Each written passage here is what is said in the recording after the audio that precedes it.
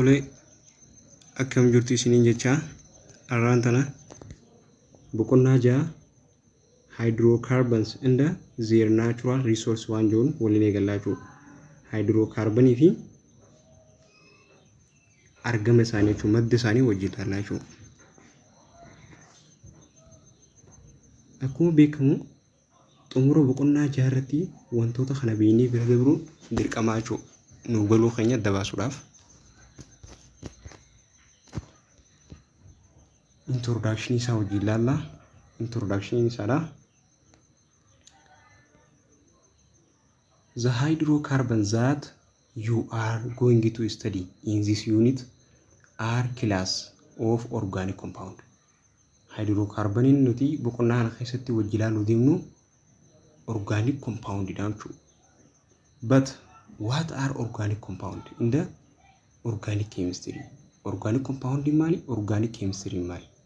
Waan joos isa wajjin ilaallaa jechuudha. The answer to this question are all around you. Gaafiin kun walumaa galatti waa'ee nuti nu keessa jiruuti jechuudha. Waa'ee naannoo keenya jiruuti hundi. The most of food stuff that we consume every day, such as fruit, vegetable, sugar, fat, starch, in the vinegar are basically organic compound. Isaan kun maali? Organic compound jechuudha. Similar substances such as pesticide, herbicide, fuel, dry cleaning chemical, soap, detergent, pharmaceutical, alcohol beverage, isaan kun hundinuu maali? Organic compound jechuudha. Are also organic compound.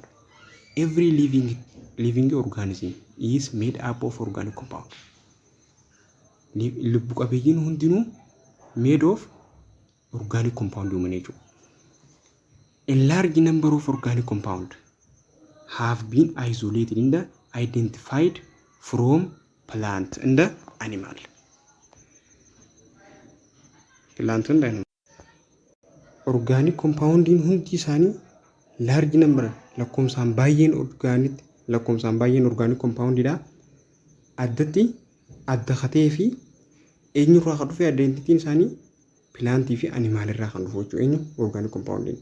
That organic compound that are synthesized by living organism are called natural product.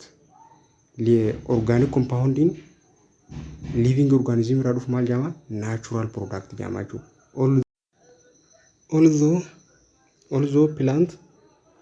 Although plant have principally been used as a source of useful organic compound.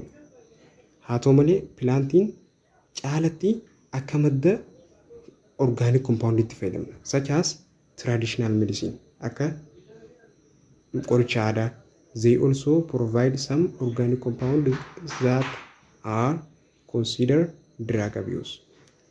Kana jechuun akka medisiinatti haalanamu malee inni maaliif organic compound muraasni immoo akka drug abuse akka qoricha sirrii hin taane jechuudha. Sababni isaas they lead to addiction and they have negative socio-economic effect jechuudha. Hara addiction jechuun haraaraa sittoo wanni san gara haraaraa sittootti. Amma yoonifi paracetamol fudhattee paracetamol mataan si dhukkubee paracetamol fudhattee hanga paracetamol fudhattu mataan sirraan fayyu. Kun maali? Drug abuse jechuudha. Yoonifi immoo seeraan itti fayyadamtee yeroo si dhukkubee yeroo garmalee si dhukkubee fudhattee fayyitee kun drug abuse. Drug abuse jechuun immoo akka inni addiction sittootti fayyadamu negative social effect illee qabaachuu. Psychotropic plant chemicals such as nicotine from tobacco plant, cathinone from cat or chat, from Cata edulis, opium, morphine from poppy plant and the cocaine from coca leaf are some example. Kan biraa immoo qorichoota sammuu namaa miidhuu danda'an jechuudha. Keemikaalota psychotropic plantoota jechuudha. Keemikaalota sammuu namaa miidhuu danda'an. Nikotooniin keemikaala eenyurraa dhufu kanii fi bireenii kan jedhamu miidhuu danda'an tubaakoo pilaantii muka tubaakoo yookaan afaan oromootiin ifamaa wajjin akka naannoo Harargeetti tamboo jaaniin. Tamboo kana keessa maaltu jira? Nikotaayinii jira jechuudha. Kaataayiniin firoom maalirraa? Caatirraa dhufaa jechuudha ho'is. Caatirraa jechuudha yookaan jimaa. Firoom kaataa idulis opium morphine firoom poppy plant irraa dhufaa jechuudha. Eenyu? Kaataa idulii fi yookaan ammoo opiumiin kun poppy plant irraa dhufaa. Kokaayiniin ammoo kookaa liif baala kookaa liif jedhamurraa dhufa. Some example eenyutu kun qorichoota addishinii yookaan ammoo qoricha sammuu namaa miidhuu danda'an muraasa fakkeenya isaaniiti. Some of these drugs are also used in doping. Qorichoonni muraasni kanaa kun akka maaliif fayyadamna? Akka dopingii. Dopingii jechuun ammoo maal jechuudha? Sabstaansota hara malee itti fayyadamu osoo fi sirriitti osoo hin ta'in gar malee faayidaa alatti itti fayyadamu jechuudha. Osoo inni faayidaa hin qabaanne jechuun doping jechuun is the misuse of certain substance. Karaa maleedhaan akka maletti jechuudha. Akka maletti qoricha sabstaansota itti fayyadamu jechuudha doping jechuun. In the method enhance supporting performance in the stamina. Although these compounds are perceived as useful to boost zealous increase energy. Haa ta'u malee qorichoonni kun akka maalitti fudhatamu? Akkanii fi miira keenya ol kaasu jechuudha. Akkanii fi enerjii akka dabalaa akkanatti waan saniif fedhii olaanaa qabaannu godhaa jechuudha. Waan saniif qorichoonni kun yeroo immoo qorichoonni kun jiraanne yoo qorichoonni kun jiraanne nuti waan takkaafuu enerjii hin qabaannu. In the decrease fatigue. Dhalama qorichoota kana yookaan kompaawundoota kana akkamitti fayyadamanii akkanii fi waan fedhii namaa ol kaasuu, enerjii namaa dabaluu, dadhabbiin qabdu yeroo waa daleetu isaan kun maali serious side effect qaban jechuudha. Yeroo inni fedhii kee dabaluu, enerjii kan kee dabaluu, dadhabbii kan keef quban qabdu yeroo kana garmalee humnaan waa daleeta. Misuse jedhama jechuudha. Garmalee humnaan daleedaa yeroo kana maali directii miidhaa sirra fiduu danda'a jechuudha maatii. To'annaa isaa jala waan jirta waan ta'eef. Such as personality disorder jijjiirraa amalaa fiduu danda'a. Waan ati duraan hin qabne sirratti agarsiisuu danda'a. Low productivity oomisha kan kee gaqqannasuu danda'a. Increase accidentii waan hin taane sirratti dabaluu danda'a jechuudha. Accidentii balaa hin taane sirratti oofuu danda'a jechuudha. Reduce competency. Competitiveness. Inability to cope with tasks that require high level judgment, find motor skill. Introduction daasa waan fi bal'inaan asii gaditti hojii ilaalla. 6.1 History of Organic Chemistry. Seenaa Organic Chemistry kun itti as ga'e. At the end of this section, student will be able to narrate historical development of organic chemistry. Yeroo ishee xumura qoqqonnaa irratti seenessuu danda'u qabdanii jechuudha. Guddina adeemsa inni itti as ga'e jechuudha. This science of organic chemistry begin to flourish with themes of a 19th century theory called vitalism. Saayinsiin organic chemistry kun kan jalqabe guddachuu kan jalqabe jaarraa 19ffaa theory vitalismii jedhamuun jechuudha. According to vitalism theory akka theory vitalismiti organic compounding were only those that came from living organism. In the only living thing could synthesize organic compound through intervention of a vital force. Akkanii fi theory vitalismiti organic compounding hundi kan dhufan eenyurraa? Organic living organismota lubbuu qabanirraa organic compounding dhufan jedhama jechuudha. San qofaa miti living thingin oomishaman illeen maali wal dhufuudhaan living organism wal dhufuudhaan jechuudha. Haa uumaman jechuudha. Living thingin synthesize ta'an organic compound through maal keessatti intervention vital sign. Inorganic compound were considered those compounds that came from non-living source. Inorganic warreen immoo inorganic compound warreen nuun illeen non-living organism non-living source irraa akka dhufetti. The German chemist Friedrich Müller, however, discovered in 1828 that an organic compound called urea, a constituent of urine, could be synthesized in laboratory by evaporation and aqueous solution of inorganic compound ammonium cyanide. Friedrich Müller namni jedhamu kanii fi bara 1820 keessa inni discover godhee argate organic compounding kun kan urea jedhamu oomishe maal laboratory keessatti maaliin evaporate godhuudhaan ammonium cyanide kana evaporate godhuudhaan bifa aqueous solutioniitiin maal argate urea argate jechuudha. Kana jechuun this discovery synthesis of organic compound argame kun begin evaluation of organic chemistry discipline scientific discipline keessatti maal godhee synthesized oomishame organic compound kun evaluation tarsiimoo maal keessa galee tarsiimoo organic chemistry keessa galee jechuudha discipline isaa. Since Euler discovered inni kun maal argatee Eulerin discovered inni argatee chemists have developed remarked sophisticated ability to design and synthesize new organic compound in laboratory. Inni kun maal argatee organic compoundin haaronni laboratory keessatti ni uumamaa waan jiru qabaachuu yaada akkasii qaba. Friedrich Müller laboratory keessatti medicine uumamu akka malee these polymer in the host of other substances that are helpful society kanii fi wantoota kana kanii fi hawaasa tajaajilan organic compound kun ni uumamaa jeetii amanaa jechuudha. Kan akkamitti harkatu illee amma inni ammonium cyanide kana fuudhee hiitiitti dabalee jechuudha maal keessatti laboratory keessatti sanbooda maal harkatee urea fi amino harkatee jechuudha. Kana jechuun organic harkatee jechuudha. Maalirraa inorganic irraa organic harkatee jechuudha. Today over 50 million organic compounds are known. The list include organic compound isolated from natural resources and also those which are synthesized in laboratory. Organic compounding of keessatti qabatu addatti from natural resources uumamaan jiruu fi also synthesized kan ta'an laboratory keessatti ni jiraachuu.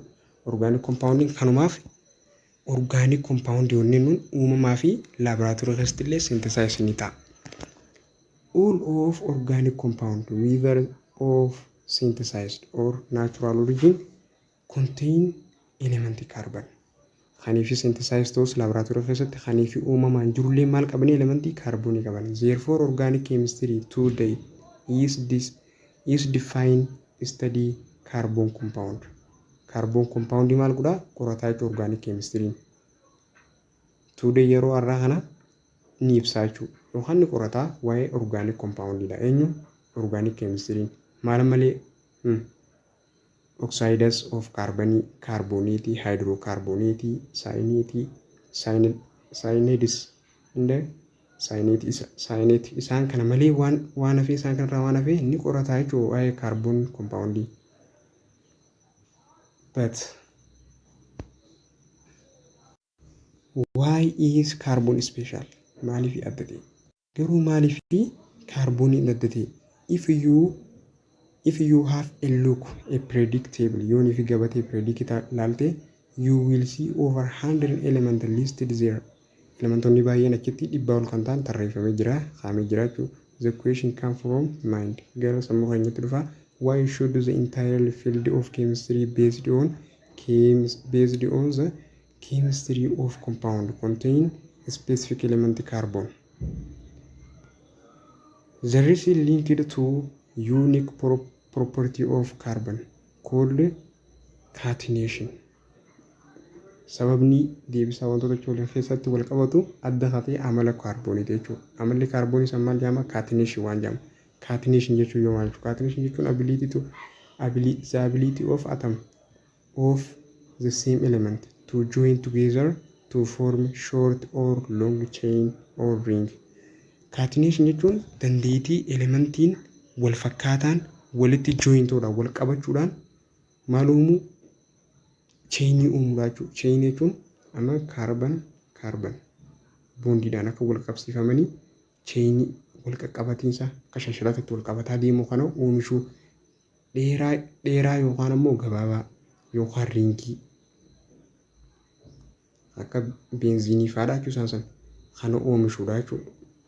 Kana jedhama jechuudha. Kanaatu catenation jedhama jechuudha. Dandeettii atoomiin elementii wal fakkaataa wal qaqqabachuudhaan chainii dheeraa yookaan gabaabaa yookaan riingii uumuu.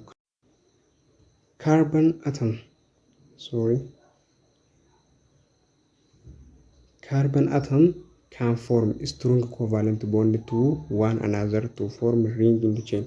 Carbon atomiin covalent bondii cimaadhaa wajjin wal qabachuu tokko wajjin wal qabachuudhaan ringii yookaan chainii uumuu danda'ama jechuudha.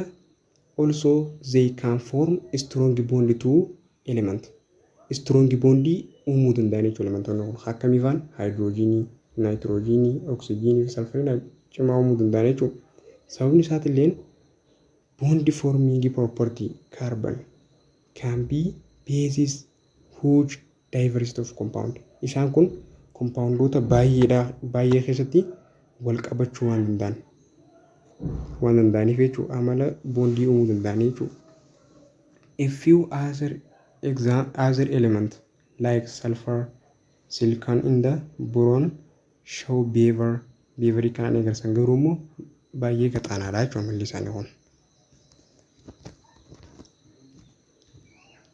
Structural representative of organic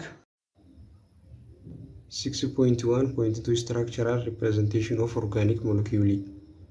Caasaa organic molecule bakka bu'uu. Before we proceed to the main point of this unit, the hydrocarbons.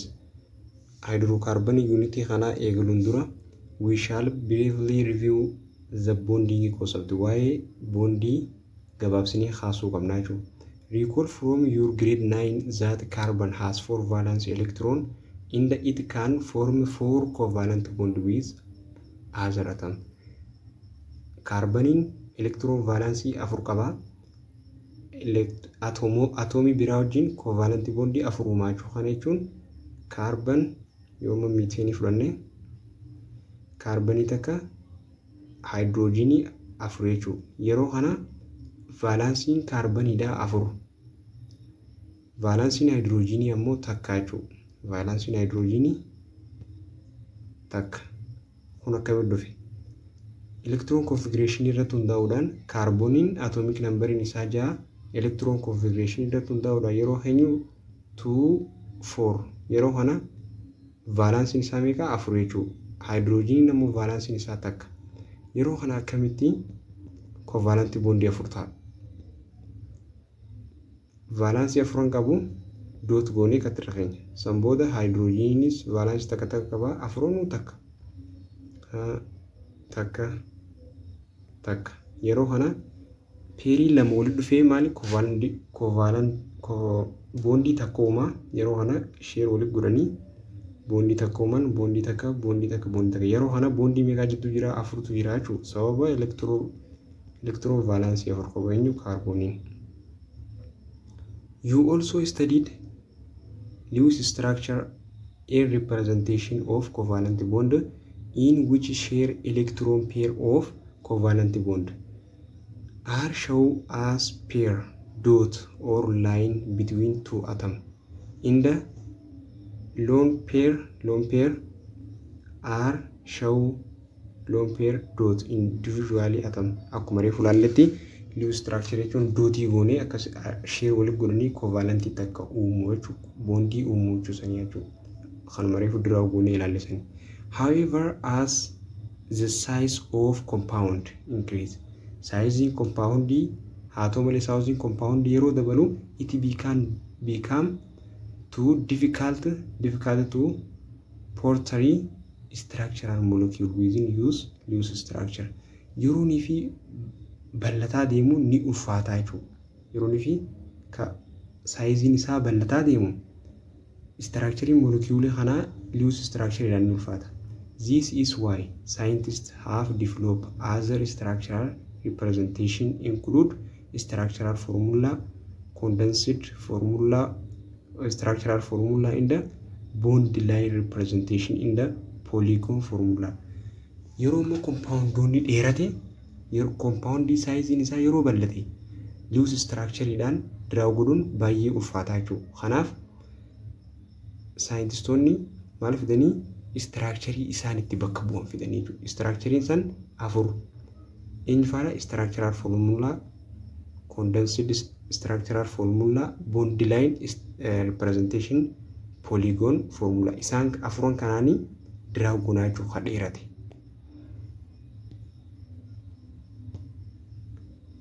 Complete structural formula. Complete structural formula is obtained by representing the 2 electron covalent bond by single dash. Complete structural formula kun argamu 2 electron covalent bondin maalumuudha daashii takkaan maalumu covalent bondi single yoomudha jechuudha. A single dash represent single bond. Single dash in takka maal bakka buuti? Single bondi bakka buuti. Double dash nammoo double dash maal bakka buuti? Double bondi bakka buuti. Triple dash maal bakka buuti? Triple bondi bakka buuti jechuudha. Triple dash triple bondi. Lone pair of electron on heteroatom such as oxygen, halogen in the more may or may not be showed. Yookaan agarsiisuu danda'an yookaan agarsiisuu dhabuu danda'an. Methane carbon takka hydrogen for instance contain one carbon atom in the 4 hydrogen atom. Inni kun maal qaba? Hydrogen atomii 4 fi carbon atomii takka qaba jechuudha. Contribute 4 electron. The carbon atom contribute it 4 valence electron. Mal khanna raabsa valence electron 4 labs enyu carbonin in the 4 hydrogen is electron valence mega takka 4 kannite jechuudha. Yeroo kan isaan kullachuu wal dhufee bondi takka uume akkuma asirra agarsiifamee jiru kanatti takka kannanii lompeerii lama taati. Lompeerii lama immoo akkuma reeffannetti bondi takka taati jecha. Each atom hydrogen atom contribute 1 electron afuriyo oggu takka contribute goote afuranu takka yeroo ni fi carbon mataan isaati 4 qaba takka yeroo fi fidan bondi takka uumanii akkatti amma irra deebi'ee sin agarsiisu. Carbonin valence 4 qaba inni reefu akkamitti valence 4 electron configuration dal 2 4 goone 4 valence isaa takka valence isaati kun hydrogen 4 valence takka qaban hydrogen goote valence isaa bira keessa hydrogen goote valence isaa bira keessa hydrogen goote valence isaa bira keessa hydrogen goote valence isaa bira keessa. Yeroo kana lompeerii lama bondi takka kullamaa walitti share godhuudhaan bondi takka uuman share godhuun bondi takka uuman bondi takka share godhuun bondi takka akkatti uuman jechuudha.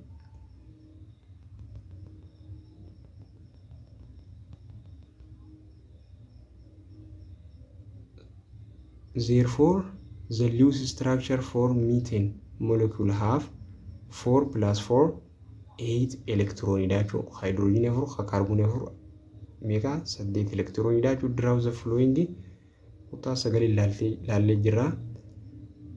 Inni kun maali? Loose structure. Inni kun molecular formula structural formula idachu. condensed structural formula. The condensed structural formula is abbreviation form structural formula. Structural formula abbreviation dan gabaajeedhaan kaa'uu jechuudha. Gabaajeedhaan structural formula kaa'uu jechuudha. It is obtained by omitting some or all dash that represent covalent bond. Inni kun omit godhuu hambisuu danda'a yookaan ammoo daashii hunda bakka bu'uu danda'a jechuudha abbreviation kun.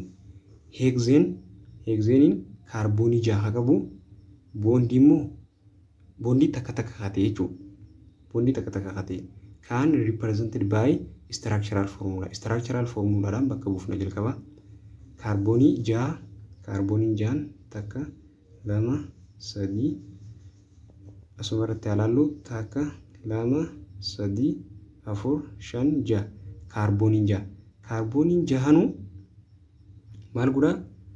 Haayidroojiinii 14 irra raabsinaa jechuudha. Inni jalqabaa haayidroojiinii 3 irra keenyaa.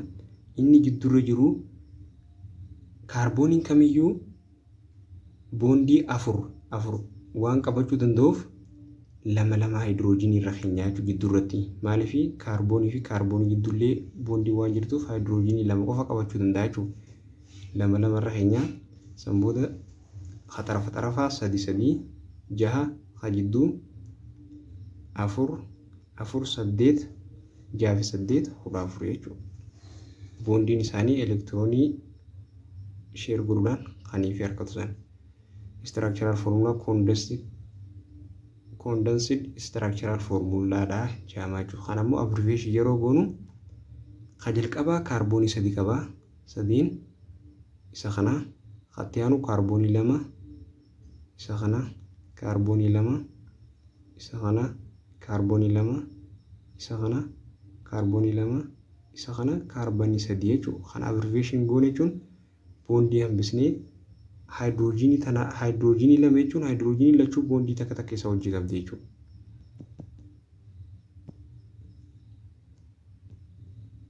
The condensed structural formula can be further be condensed by putting identical repetitive unit in parentheses in the indicating their repetition using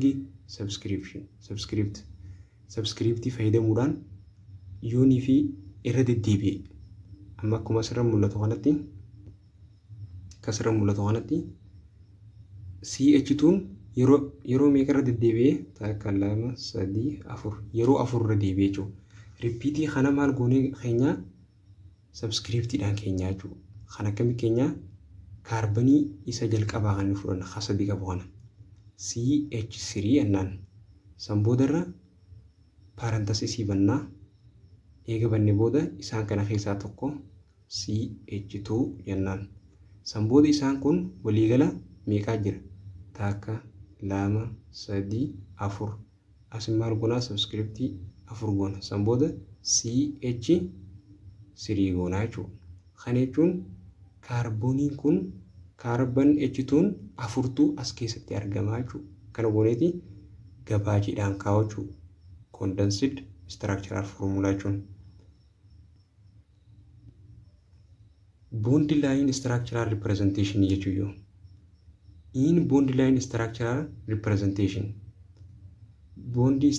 representation keessatti carbon in the hydrogen atom are not shown hin agarsiif kaarboonii fi hydrogeniin hin agarsiifamu jechuudha as keessatti. Are understood to be there based on fact that each carbon form 4 covalent bond. Garuu maal hubachuu dandeenya? Kaarboon irratti hundaa'uudhaan kaarbooniin covalent bondii 4 qabaachuu isaadha hubachuu 4 irratti based ta'uu isaadha hubachuu qabna jechuudha hubachuu dandeenya. The line representing carbon to carbon bond. Laayiniin jidduutti argamu san kaarboonii fi kaarbooniitu jidduu jira jechuudha. Are drawing in zigzag fashion as exemplified by bond line structure for hexane bromide. Kana jechuun zigzaaqaan kakaame kana jechuudha. Amma kaarboonii meeqaa jira as keessa? Kaarboonii 6. Takka koornerra jira, takka 2 3 4 5 6. Kaarboonii 6 jira. Haayidroojiin ammoo 14 akkuma reefu ilaalle asitti 3 asitti 2 asitti 2 asitti 2 asitti 2 irratti hidhamee jira jechuudha. Yeroo immoo heegzeelii ta'e bootaa dhumarratti haayidroojinii takka jirtu san biroomaayidii daballaa jechuudha. Xumura isarratti san booda haayidroojinii takka ni hafaa. Haayidroojinii 13 booda haayidroojinii takka biroomaayidii qabataa jechuudha. Only heteroatom need to be indicated in bond line representation. Heteroatom atomoonni garagaraa maal agarsiisanii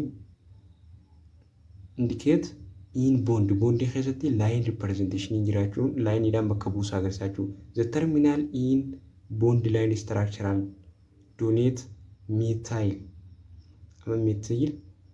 group unless indicate otherwise by functional group. Terminally bond line structuring kun amma methylin jechuun YL kun maal bakka bu'aa inni formulaan isaa CnH2n+1 jechuudha. Oggunii fi kaarbooniin takka ta'e takka bootaa inni keessa takka galchitaa asitti illee takka galchitaa meeqa ta'a? 3 ta'a jechuudha. Kanaaf 3 ta'e jechuudha. Kun maal agarsiisaa? Functional group agarsiisaa jechuudha. While line junction denoted carbon atom bond to appropriate number of hydrogen atom require certified valence electrode atom.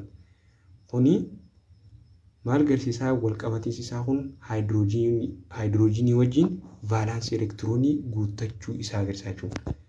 Note that hexyl bromide one of hydrogen terminal CH3 on one side structure replaced by bromide leaf. Bootaa haayidroojinii takka biroomayidiin qabachuudhaan haayidroojinii takkaa fi CH2 bromide groupii uumaa jechuudha. Kun akkuma reefu laalletti. Polygon formula. There are many organic compounds in which carbon atoms are not joined in chain but rather are joined in ring. Organic compoundonni baay'eetu jira. Kaarbooniin achi keessatti immoo join ta'anii hin jiran jechuudha. Garuu joinii ringii san keessatti immoo ni mul'atan jechuudha. Hin mul'atan, ijaan hin mul'atan. Kaarboon atamiin are not joined in chain. Chainii keessatti join ta'uu baatanis garuu immoo rather joined in ring. Ringii keessatti immoo ni argaman jechuudha. These cycle compounds are usually represented by polygon using bond line without showing carbon in the atom, hydrogen atom. Cyclic compound jechuun compoundii cycliidhaan ta'e jechuudha. Akka geengootti formii geengootiin jecha. Inni kun maaliin bakka bu'aa? Polygoniidhaan bakka bu'a. Laayinii fayyadamuudhaan, bondii laayinii fayyadamuudhaan. Without show kaarboonii fi hydrogen atomii osoo hin agarsiifne line bondiidhaan akkuma condensed sanitti. This corner of polygon represent a carbon atom in the side of polygon donate carbon bond. Corniin isaas maal agarsiisaa? Kaarboonii fi kaarboonii wal qabatu agarsiisaa jechuudha. Similarly, if atom or group of atom other than hydrogen attached to carbon, then that atom or atom group manifest in this structure. Atomoonni wal fakkaataan yookaan immoo gareen atoomiidhaa hydrogeniin attached ta'ee gara kaarboonitti attached jira. Atomii yookaan groupiin sana immoo structure san keessatti maali? Ni argama jechuudha. Structure coronary irratti ni argama. As example, cyclopentane C5H10, cyclopentanol CH10. Oliin kun maali? Alkoolii agarsiisaa jechuudha. Alkooliin OH immoo yeroo daballu asirratti O dabalaa jechuudha. Saayikilooheegzeeniin CH2 haayidroojiinii 12 biroomosaayikilooheegzeen jechuun biroominii irratti dabalaa haayidroojiiniin takka ni qannafamaa jechuudha. Yeroon fi kaafamee agarsiisu kana fakkaata. Saayikiloopenteen jechuun kaarboonii 5 kan qabu jechuudha. Inni kun kaarbanidha jechuudha. Inni kun ammoo maal agarsiisaa? Alkooliin as keessa jiraachuu agarsiisa. Alkooliin OH'n asirratti argamaa jechuudha. Koornariin kun hundinuu maali? Kaarbanidha jechuudha. Kun ammoo bootaa haayidroojiinii takka qabatee jira. Inni biroomaayiliin sanbooda biroomoo heegzeenidha jechuudha.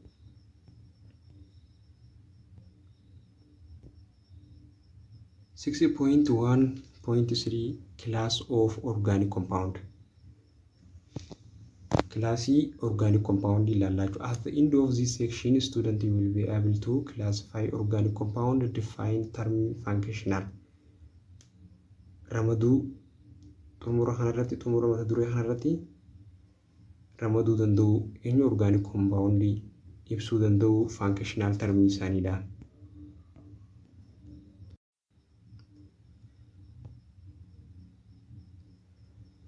Functional group. Functional group is group of atom or bond with a molecule that has a characteristic chemical behavior. Functional group jechuun walumaa galatti atomii yookaan ammoo boondii moleculeidha kamaali amala keemikaala isaadha ila atomoota sanii kan murteessu jechuudha. Functional group jechuun chemically a given functional group behaves nearly the same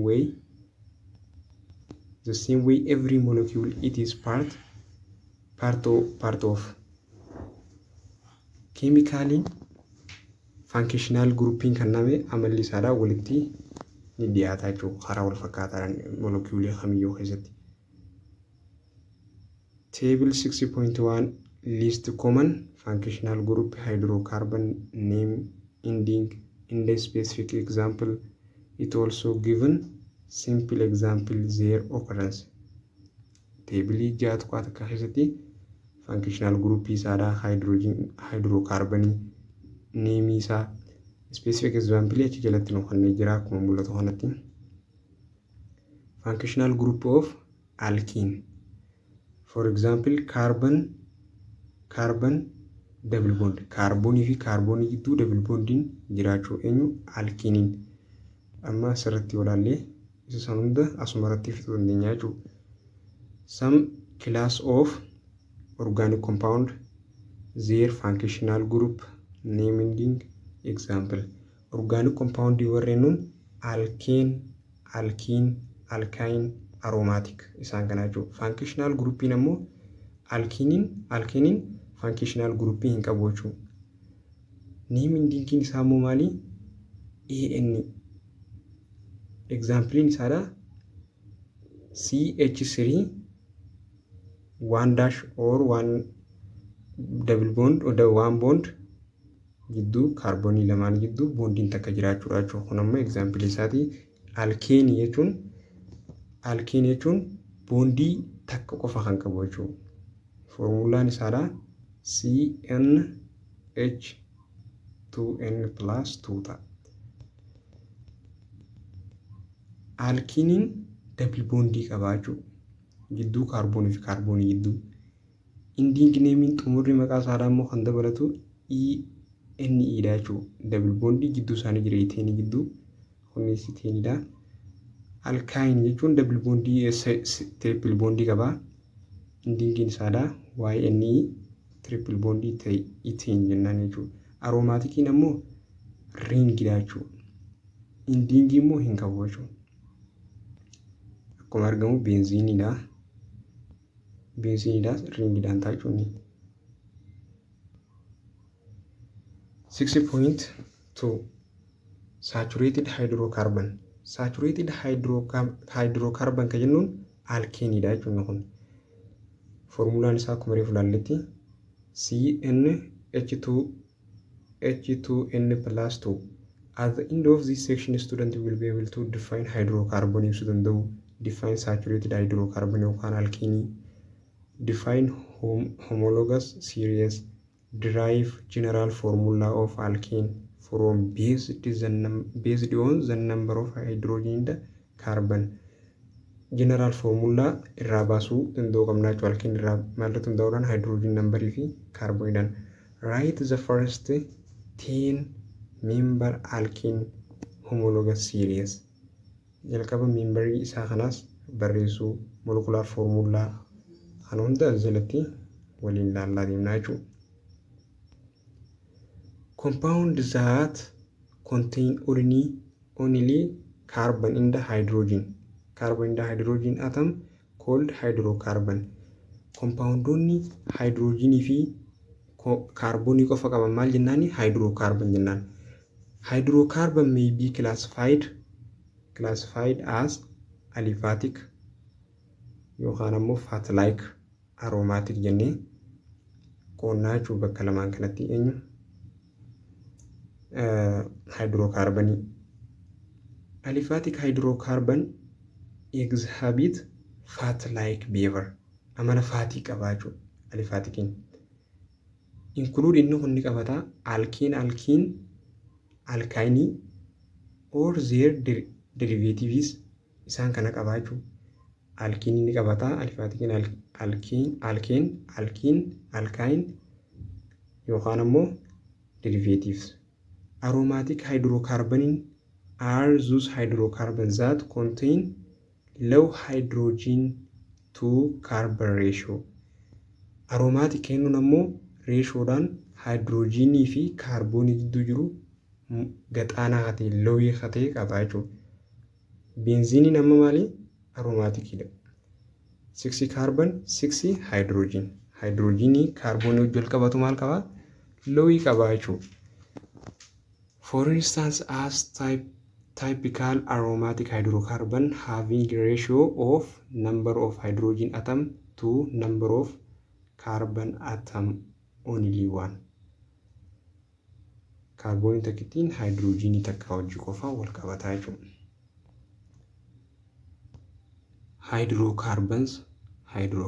Hydrocarboniin saturated fi unsaturated jechuudha. As keessatti immoo hydrocarbon A jalatti aliphatic fi aromatic jira. Aliphatic maal qaba inni?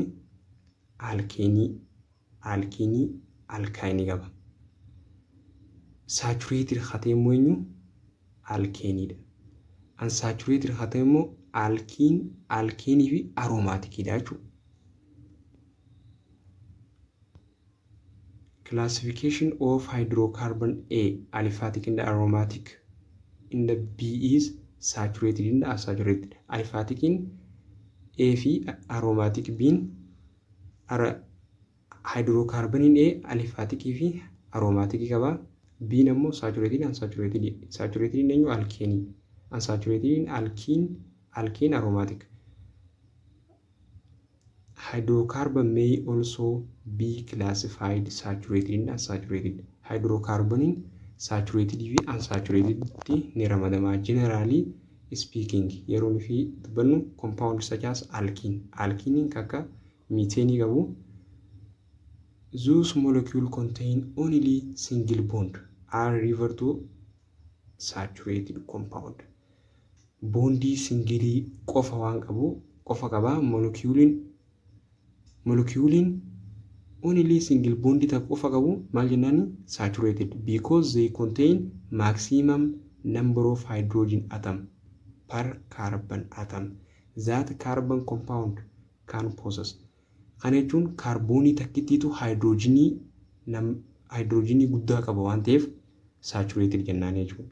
Remember from grade 9 that the valence of carbon is 4. Ni yaadannaa jechuudha. Kaarbooniin akkuma reef dubbanne valence 4 qaba. This means carbon can form maximum 4 covalent bond with 4 hydrogen because each hydrogen can form only one valence of hydrogen 1. Covalent bond afur uumuu danda'an eenyu? Kaarboniin.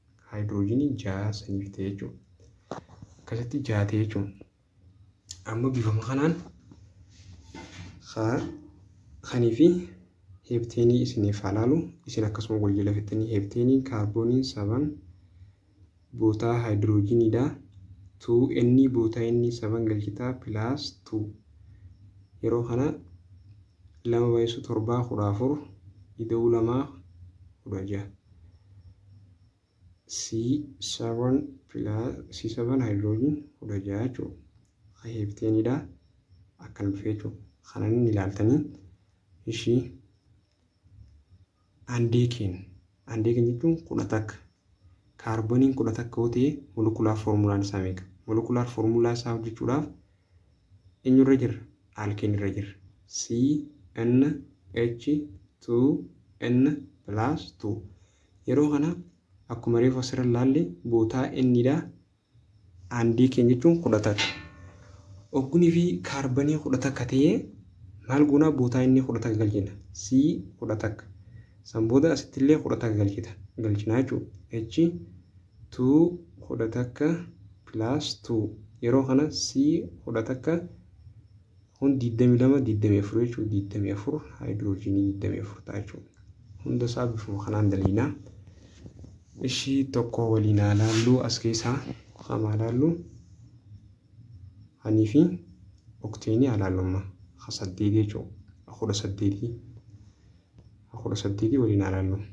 C 18 H2 18 plus 2 C 18 H kun 36 idoo 2 38 molekulaar foormulaa hunda akkasuma guutaa deemnaa jechuudha. C 10 akka haayidroojinii 24 jennee C 12 akka jennee guututti guutaa deemtanii jechuudha.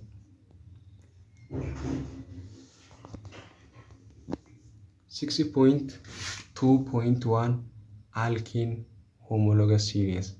Alkene series isaa wal fakkaataa ta'e jechuudha. If you examine alkenes in table 2.6.2 alkene jecha keessatti ilaalle you can notice that each alkene differ from preceding alkene by 1 CH2 group.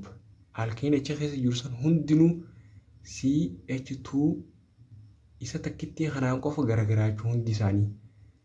Amma fakkeenyaaf CH3 CH2 inni kun buuteenidha. Buuteeniin kaafur qabu. CH2 subscriptii 2 CH3 yoonni fi shanaffaa fudhanne immoo inni dabalee takka dabalee jechuudha. Yeroo kana garaagarummaan isaanii meeqa? Takka jechuudha. Haalaalluun amma asitti 2 ture, asitti 3, asitti 4, asitti 5, asitti 6 maali? As keessatti immoo CH2 gruppii qofa jechuudha. Garaagarummaan isaanii kanumaa takka takka dabalaa deemaa jechuudha.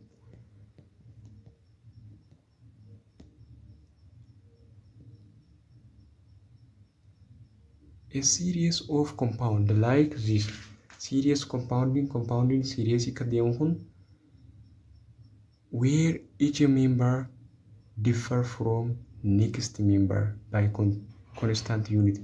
Unity wal fakkaataadhaan walirraa adda kan ta'u homologous series jennaan jechuudha. Akkuma asirra mul'atu CH2 takka takkaan kanii fi wal adda ta'e kanaan maal jennaani isa wal fakkaataa ta'e each member next tokko tokkoon yeroon fi walitti aanaa deemu unity wal fakkaataa ta'een gizee wal adda ta'u constant unity dhaan gizee wal adda ta'u homologous series jechuudha. Homologous series are following character kana qabaachuu homologous series has constant unity between two consecutive members. Consecutive fi walitti aanaa deemu keessatti unity constantii garagara qabaachuu gidduu isaanii. Has general formula qaban show trend physical property ni agarsiisan exhibit the same reactive chemical property reactivity ta'e wal fakkaataa members homologous series called homologous. Homologous series jechuun maal jennee konstaantii yuunitii tokkoon konstaantii wal adda ta'uu jechuudha.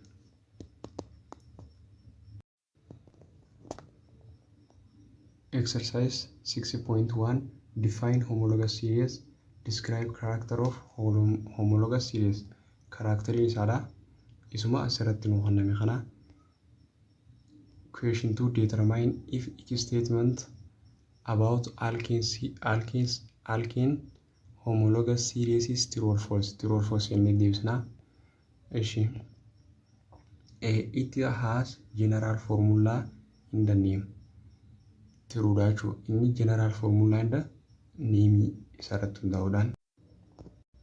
Maaliif inni general formula isaa akkuma reeffannetti CnH2n plus 2 name isaatti illee akkasumatti homologous series waan ta'eef maali true dha jechuudha. Consecutive member differ by constant unity. Constant unity kanaan gargar ilaallee jira. All member contain the same functional group. The same functional group ni qabani jechuudha.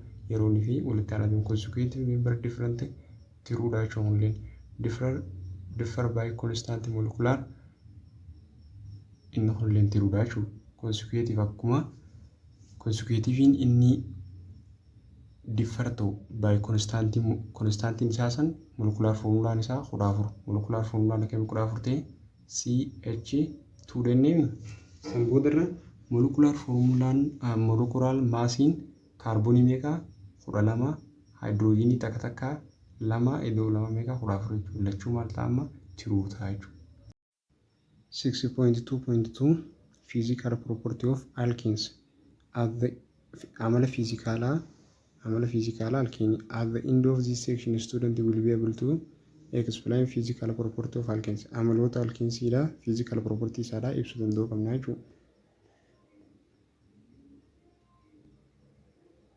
At room temperature jechuun yeroon fi temperature degree Celsius 25 ta'e atmospherein pressure immoo atmosphere takka ta'e jechuudha.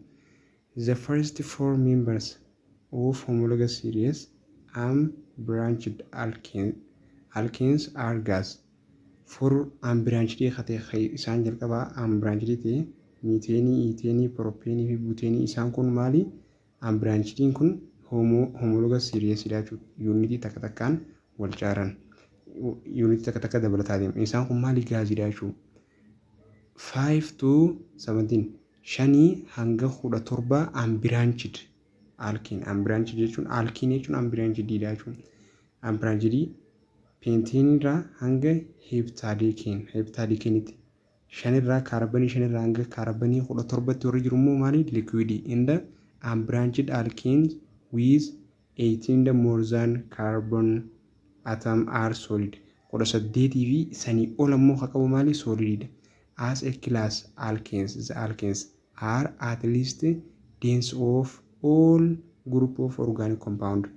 Class alkenes kun at least the least density isaa xiqqaan group of organic compound. All alkenes have density considerably less than 1 gram milliliter per 1 milliliter. 1 The density of water is 4 degrees Celsius.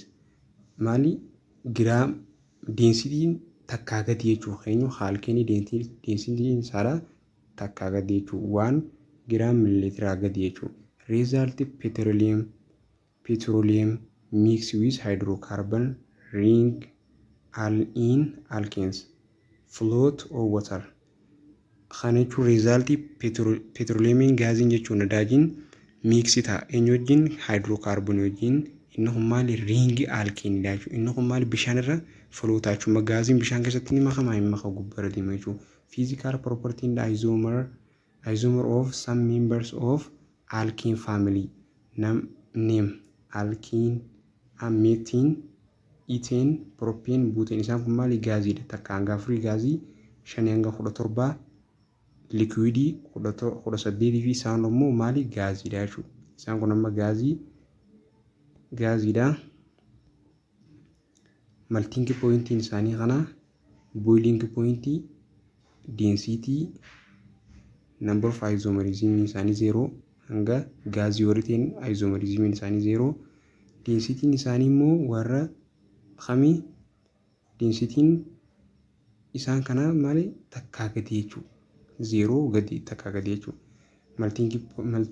melting point isaanii boiling point isaanii akkasumatti minus keessa jiran liquidinis akkasuma inni kun ammoo density isaaniidha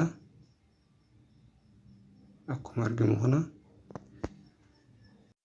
17 18 fi isaa ol ka jiru immoo maali 17 fi isaa ol ka jiru solididha jechuudha exercise 6.2 explain each is the following factor about alkenes factorota